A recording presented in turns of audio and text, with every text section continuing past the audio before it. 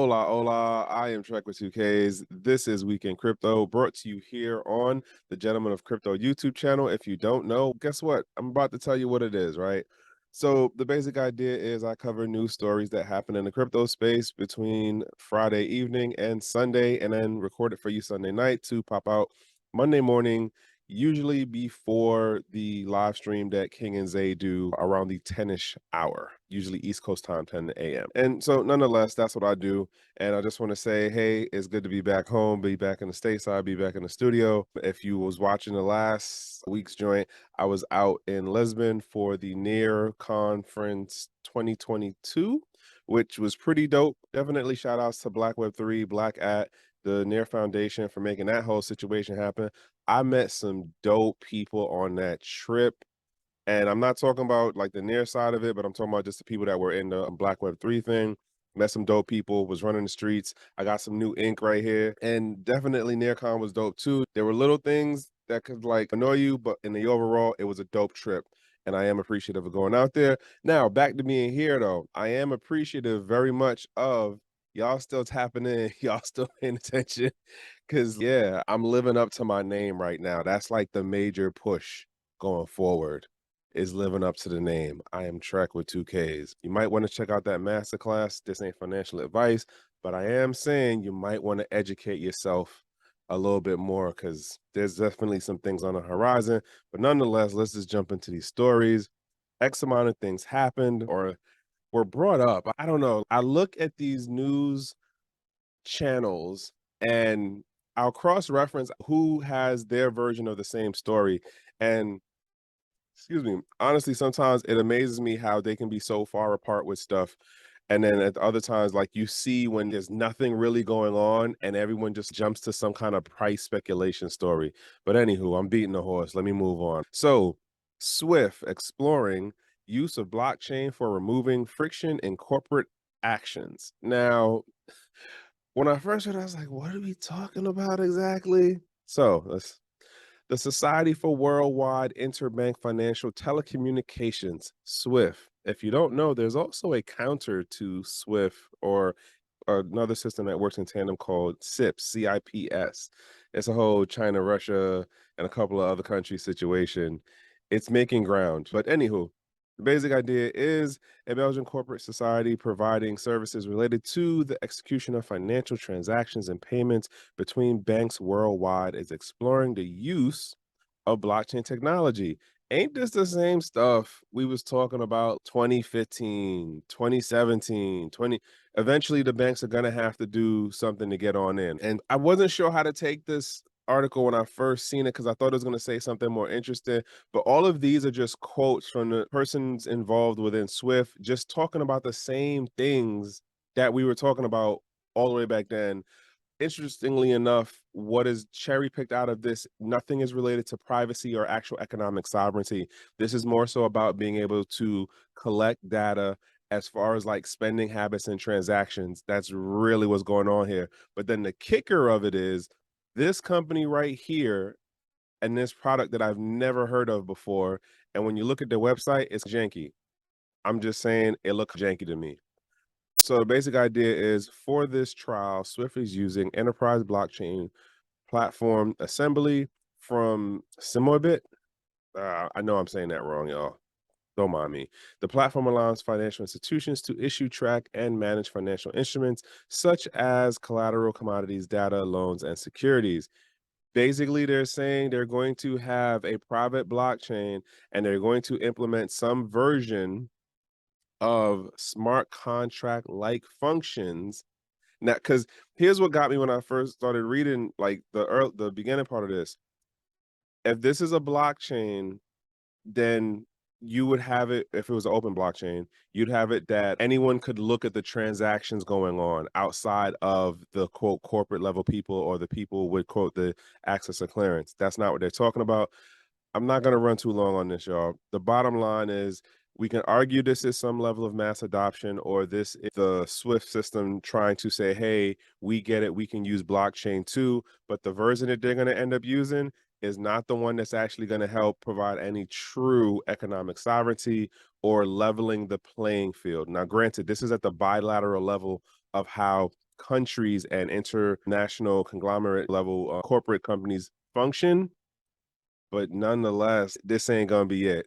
Like, not at all. This is not gonna be it. Jump into this next story. Vietnam leads global crypto adoption. US comes fifth, right?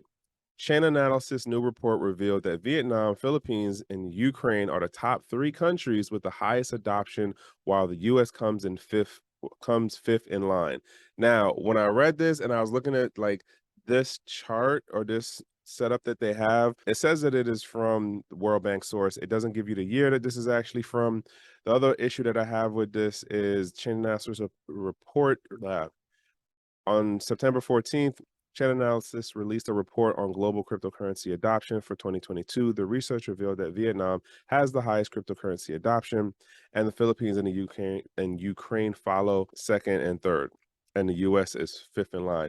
Yo, it's so crazy how you're like, I don't know who's the dominant reader of Crypto Slate, but it is so crazy to me that y'all felt y'all had to actually say shit about the US. But nonetheless, I feel like I just read or I did a story like maybe a month ago that just said it was like no, I think it was Thailand was number one for NFT stuff, but there's definitely things happening over in the Southeast Asian region. I do have to say a couple of other questions I have on this. Yeah, I didn't even run through the highlights like that just because it wasn't making total sense to me, one, of what their data definitions and metrics were for how they were saying, are we looking at wallet creation? Are we looking at centralized exchanges? Like, it's not clear in how this article is written, or better yet, the parts of the report that the article chose to incorporate, the author of the article chose to incorporate. So I don't really know how to take this report, but this does go to show, because the bottom line of what the report for Chainalysis was saying is that we're seeing an increase in activity. And so this is, quote, signs of adoption. I just have questions about the data definitions and the metrics used to validate the sentiment of what's being pushed in this article and the report. But that's just how I look at stuff. Jumping on to this next thing. Okay. Yo, so while I was in Lisbon, I wasn't paying that much attention to stuff going on Twitter because I was just out running the streets and being up real late, right? But certain things in relation to the merge was coming up, and then I was looking at some like Twitter things here and there and some other stuff, and I kept seeing Charles' name pop up for things in relation to the merge, and I'm just like, why are we going to this guy to ask him about the merge? Of course, he not gonna be like everything is gonna be great. Nonetheless, I feel like there was some kind of rift that was trying to be made between Charles and Vitalik. Like, nah, you know what? I don't even know if they really have one. I just thought it was really interesting how it seemed like there were a number of stories that kept popping up right before the merge, and people were asking Charles from Cardano things about the merge, as well as it seems like they were taking things that he was saying in relation to something bigger within the crypto space and then relating it to something about the merge. That's just my interpretation of stuff. Y'all don't got to pay attention to what I'm saying. I'm just some guy on the internet. But nonetheless, Cardano's vassal upgraded is ready for takeoff, and it's been initiated, says Hoskins. So basically, Hoskins continued that the automated process of implementing the vassal upgrade has started, adding that we all going to sit back and watch the vassal rocket take off. It's in the air right now. There's no going back. It's been initiated.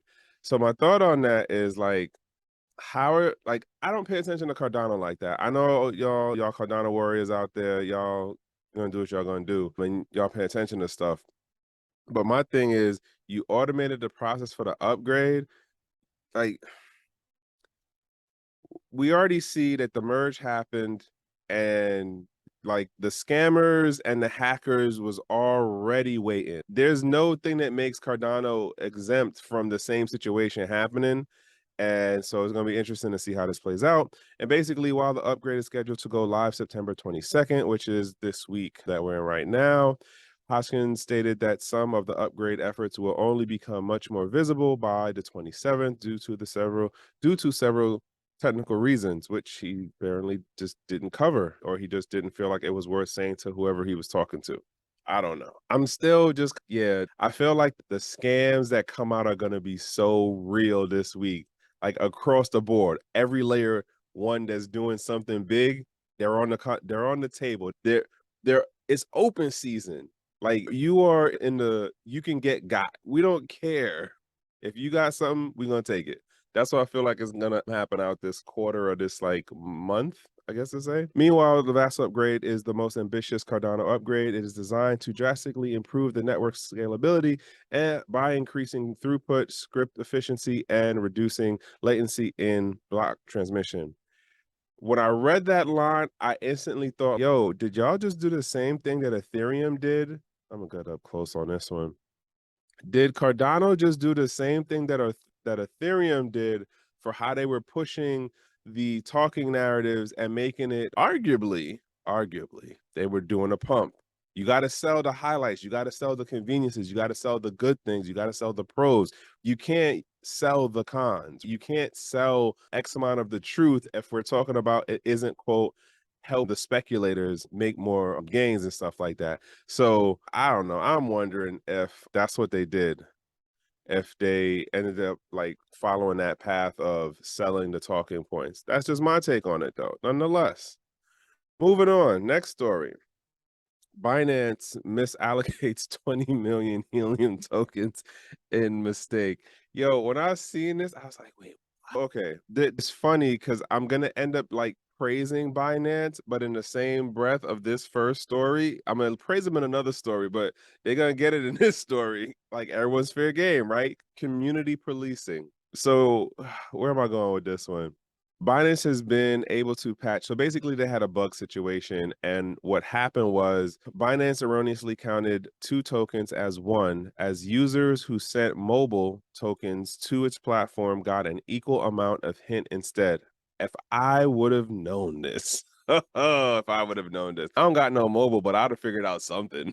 Nonetheless, so basic idea is that Helium, now that it's making this migration thing and they're doing some other stuff that honestly I'm not a fan of, it is what it is. They have two tokens in their platform. And the way that Binance's system was set up, it was not able to make that distinction between the two different tokens that operate with the system. And so basically the system was just automatically giving folks out, which now makes me wonder how's the actual address set up for that. But nonetheless, that happened. If you was quick enough with it, hey, you made off. But now you might get banned from using your Binance account. I don't know how those situations play out behind closed doors, but that happened over the weekend. Yeah. Next story. Ethereum proof of work suffers replay attack, price tanks 18%. And so, like, when I tell you, I forgot who I was talking to. I think it was Kier, which is this dude I know overseas. And he was making this post about how, like, the scammers and hackers and them probably being ready. I was like, there's no way they not sitting in lieu and have the scripts already set. Like they already timed in on like once that second drops, boom, they running.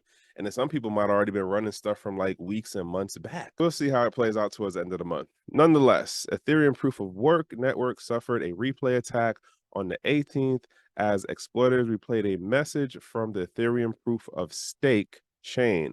Now, this article threw me off because it wasn't making sense to me. And what they're saying happened here. And then, so was it BlockSec was the first company that noticed it. They're a security auditing firm. They noticed it first. They said something on Twitter, right? Now, excuse me. Then the basic idea of what they're saying was this is what the writer of this article is saying.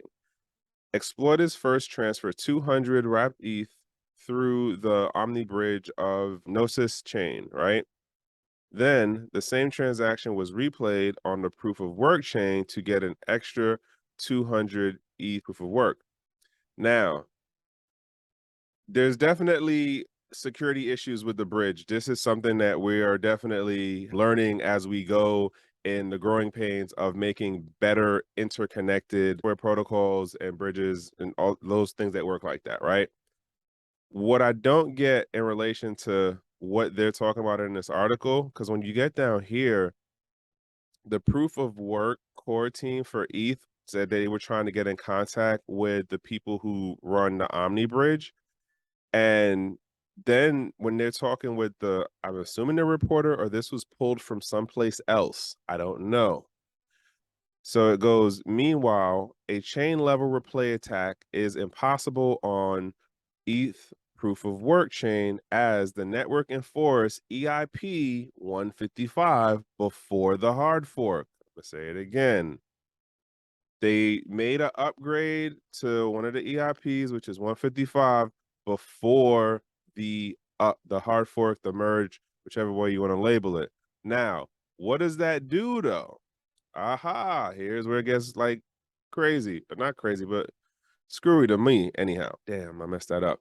Anywho, this means that transactions on ETH's proof of stake chain cannot be reenacted on proof of work chain and vice versa. So one of the things that they talk about in the beginning part of this is that, oh, it wasn't an on-chain thing because it was in the bridge that it happened at. How I'm looking at this is I get the technical of, okay, you can't make the transactions happen in the replay directly between proof of work and proof of chain. But if you were able to do something in this replay or some variation of a replay setup that worked on the bridge, that means you were able to extract wealth or able to extract gains or something, right? Like as far as like a value was lost is what I'm trying to say. And here's where I'm also second guessing this now that I'm actually reading through.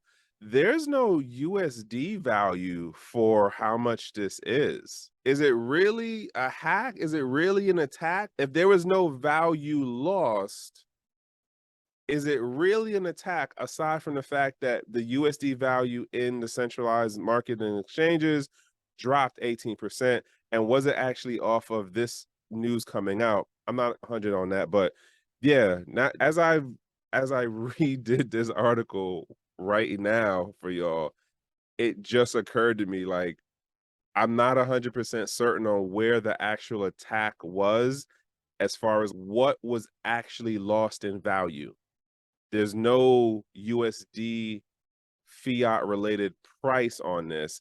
And the only part that they actually talk about within the value part of this is what happens in the market. This is market numbers. This isn't because of the actual quote replay hack. But anywho, I'm overthinking. I'm gonna let y'all handle that out. It's the comments are open. You can definitely jump into that when you're ready on it. We don't delete comments, by the way, just so you know. Hey.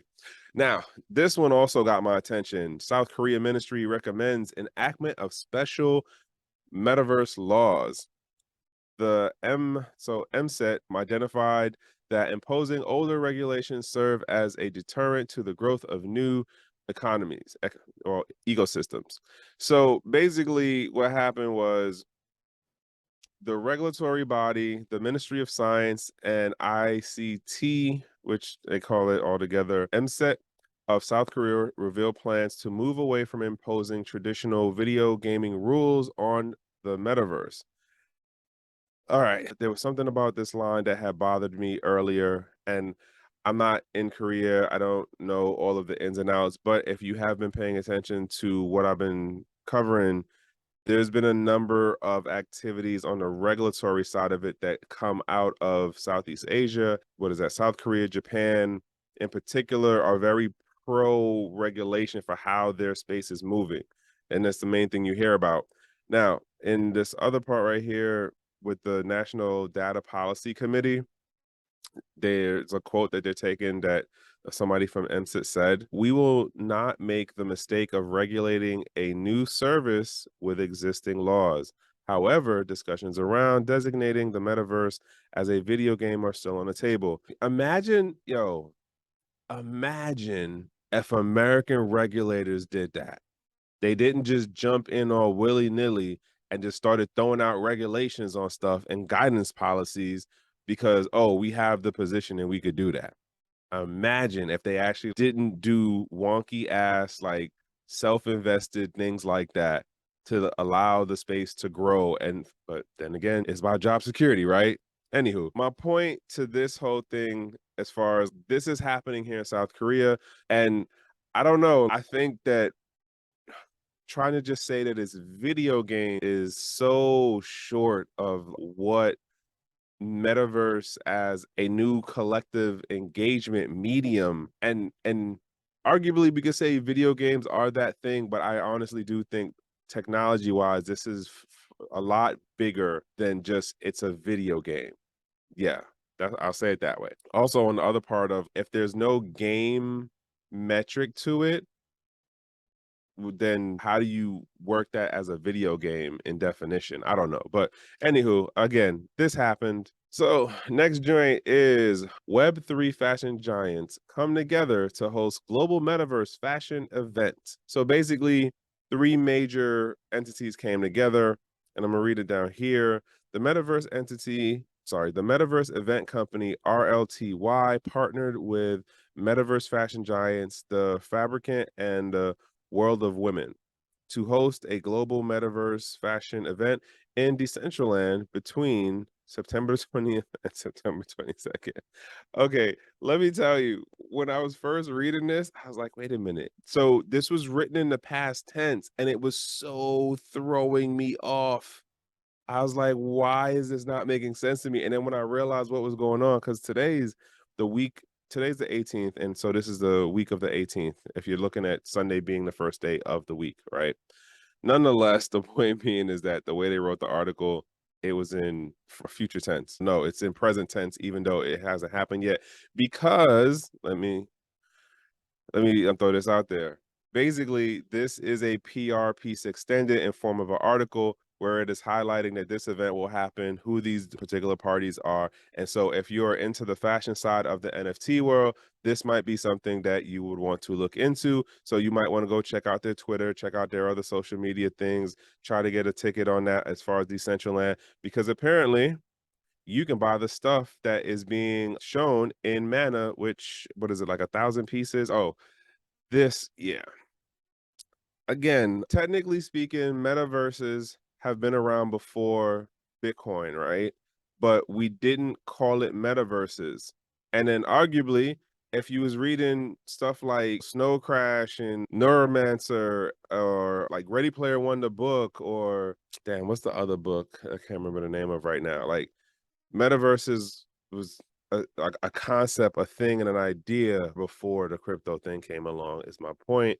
So I find this to be funny because I think what they did in regards to how these numbers look the way they do, of the most of the study participants, 82% categorized it as a as a place to socialize, while 70% said they saw it as a place to shop.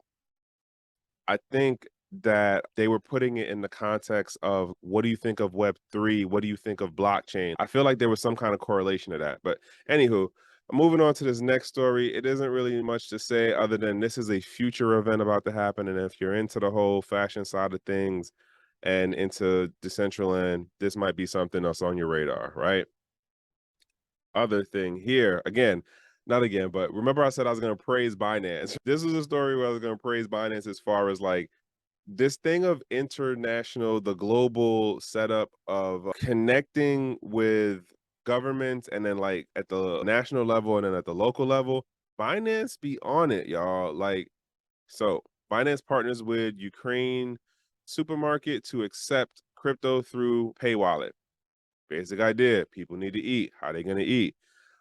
I honestly think you know what? Get into something else that this story I just remembered about this. Binance announced on Friday that it partnered with a Ukrainian supermarket chain called Varus. I think that's how you pronounce it, saying it would enable crypto payments for grocery purchases through the Binance Pay wallet. Smart move. Hey, we'll come in, we'll help set up the infrastructure part of it, we'll do the education thing of it, blah, blah, blah, blah, blah, blah. How many transactions are they going to get? Now, I would argue there's gonna be a whole nother question that comes into play, where it's, where are y'all gonna get y'all food from when this winter come and things start really stiffening out in Europe? Just so this grocery store apparently has 111 stores across the country of 28 cities. The only thing though is you can only use what they're offering. What does it say? Allows the customers to have instant access to crypto payments and fast delivery in 9 of those cities. So it's not going to be everywhere, but it's gonna be out there. And in this joint right here, for the reward system or the reward program that they're having with it, which is the companies have also announced a reward fund promotion where customers who order anything from virus delivery programs worth over I don't know what that word is, the UAH 500. Oh, man. I don't know how much that equates to as far as like USD. Sorry, y'all. And pay with the Binance Pay, they will receive a reward. They will be rewarded with UAH 100. Yeah. Again, I don't know what that like converts to in USD, but okay. This is the growth hack. This is the growth hack right here to get the people in, to get the adoption happening, to try to work out the network thing. So you're gonna have to figure out how to get onto Binance. Then you're gonna get onto Binance, and they're gonna educate you and onboard you. And then it's gonna be like, okay, if the price of crypto, yo, dead ass, this joint right here, it'll be just like what the Coinbase, and I forgot who was the other card. It was Coinbase, and I think it was BitPay. So back in the day, you would only use your card if the price of crypto went up a certain point higher than what you bought in at. And if the price was dipping, you was like, all right, I'm not using it for this week. Okay, I'm not using it for this month. But if that joint was up like 20% above what you had got in on, or 50%, I was like, oh, I'm spending. Trust me, I promise you, it was folks out here doing this. I'm talking like 2016, 17. That's when I started knowing about the whole card thing. But nonetheless, they'll probably run into the same situation of user behavior and spending patterns. They're only going to spend the crypto side of it when the price of whatever coin or token they hold goes up, if that's how it's working, because they don't actually explain in the article how this card actually works, but that's a whole nother thing. And then this line right here got me. How y'all in the middle of a big W, but you was able to hold a tech summit? Really? You know what? I'm not even over there, y'all. I'm over here right now. So nonetheless, that happened. Binance is doing this thing to make adoption happen. And yeah, like they kicking ass, like globally. I'm just saying. Next story. DOJ publishes a second report on the executive order, digital asset crime, announces new expert network. All right. I said this when the executive order that Biden did had first came out. I was like, the press release stuff is the nothing burger. I'm gonna get up close. The press release stuff was the nothing burger. That whole what he was talking about, what everybody was highlighting on CNN, all that was a nothing burger. The real thing to pay attention to was what was each individual department doing within their lane, within their scope of power. And so you look at the Treasury Department, you look at the Federal Reserve, you look at now the DOJ, which is the Department of Justice here in the States, and everyone is doing they were all doing their little things individually. Best to believe people was being prosecuted and put in jail off of charges in relation to things that they were doing in relation to crypto. Look what happened to the dude for Tornado Cash, right? Like the DOJ got their hands in on that, as does OFAC, as does the Treasury. Like this is how the system over here works, y'all. But my point, let's jump into a little bit of these highlights. Here we go. The United States Department of Justice publishes its latest report in response to President Joe Biden's March executive order on the development of digital assets on September 16th. At the same time, it announced the formation of a new digital asset coordinator network. DAC. I don't know who came up with this one.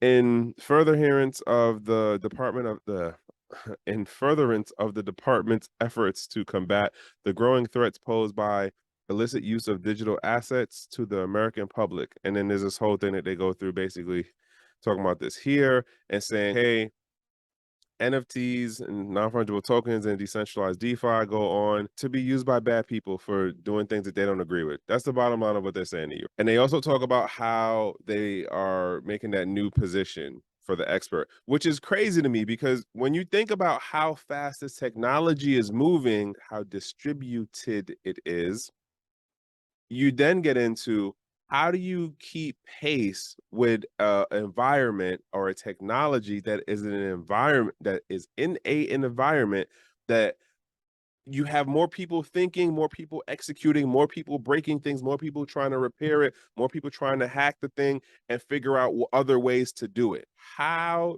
do you work that out as far as keeping track of stuff like that? Like your job is going to be crazy hard if you're even going to be able to do it effectively at all. Your team is going to be really huge and ridiculously, it's a government thing. So hell. So where was it that I wanted to, oh, so here's a couple of the things that really need to pay attention to. And I'm going to have to actually read up and like deep dive in on this because of this particular part right here. The report's priority proposals, right? The report's priority proposals are to extend anti-tip-off provisions by broadening the definition of financial institution within the applicable statuses. There we go.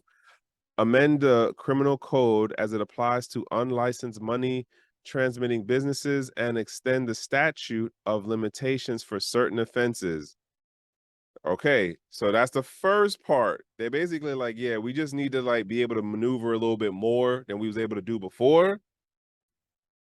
Here's the part that's the clincher. The report also suggests changes to the preservation and provision of evidence and recommends strengthening penalties and other changes to laws, especially the Bank Secrecy Act. It also recommends adequate funding for its efforts and including employee incentive and changes for hiring policy. Yo, they literally was like, listen, we can get more money, but you got to give us a little bit more money first. And then you got to let the chain a little loose so we can run a little further. That's basically, they basically asked for more money and more power. That's what they just did to expand the department and have more ability to like how far they can reach in somebody's pockets to get more money to bring it back into the government coffers. That's what that was. No, King said this before one time. Like you gotta look at these things and then sometimes you really gotta read between the lines. And trust me, there be stuff. There be stuff. And like I said, I didn't say it actually, but the way that article was written, they picked out certain things from the full report. So if you didn't read the full report, and again, like I said, at some point I'm gonna have to go through that to see what was they really saying. So I'm gonna jump on this last two. Congressman Sherman. Oh, I forgot what Zay calls him. German Sherman, something like that. Regulations will make crypto the pet rock of the 21st century. I thought this man actually said something interesting. That's why they made the article. I am honestly not. When I read through this tells who he is, this gives his background, and then they start running through quotes that he said over the last 3 or 4 years. And I wasn't certain what was going on. Like, why was this particular congressperson and they're hating on crypto put out now? And the only thing that I could come up with is that it's one of those we got to do something like throw a little spook out in the market. And that's how I'm taking this one. I also read this last quote to y'all that I thought was the most interesting out of all the things that he said on here. I don't think we were going to get to ban so basically he's talking about banning crypto anytime soon.